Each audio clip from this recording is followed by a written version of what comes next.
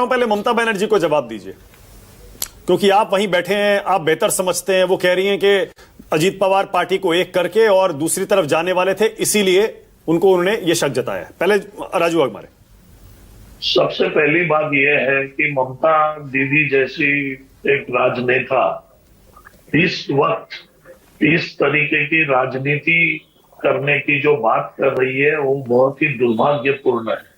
सबसे पहली बात यह है कि अजीत पवार महाराष्ट्र के राजनीति में महायुति के गठबंधन में थे, कि जो महायुति में हमारा पक्ष शिवसेना है, भाजपा है और अजीत दादा की पार्टी है।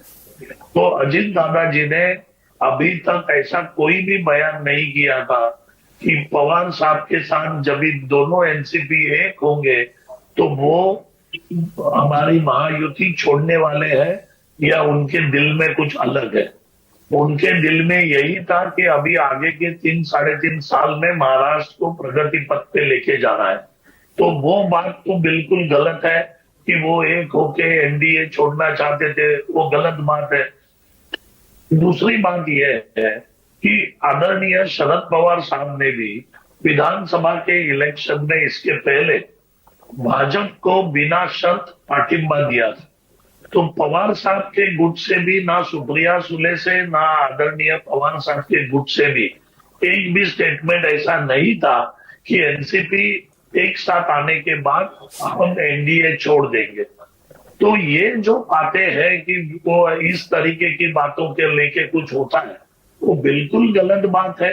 रही बात विरोधियों की, तो वो विरोधी में तो थे नहीं, वो तो सत्ता पक्ष में थे, तो उस बात को भी हम कर नहीं सकते। अभी इसमें ये सभी लोगों का सुनने के बाद और मैं सवेरे से जो एनालिसिस कर रहा हूं,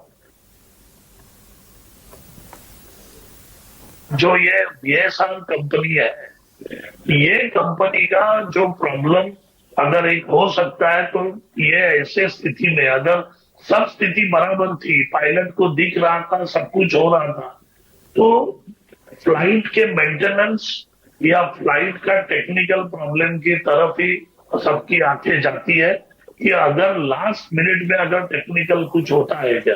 क्योंकि ये कंपनी का इसके 2 साल पहले मुंबई शहर में एक इनका फ्लाइट इसी तरीके से सही कह रहे हैं ऊपर राजू जी, बिल्कुल सही कह रहे हैं, बिल्कुल सही कह रहे हैं, गिर गया। और उनकी तो जांच भी चल रही है। टेक्निकल जो प्रॉब्लम्स है उसकी जांच का अभी तक इधर बाहर आया नहीं। अभी ये जांच करेंगे, इसका भी बाहर आना चाहिए। ये पब्लिक इंफॉर्मेशन होनी चाहिए कि भाई इसमें क्या होता है। बिल्कुल सही कह रहे हैं। मैं इसी नोट पे शो खत्म कर रहा हूं। राजू जी, थैंक यू, बहुत धन्यवाद।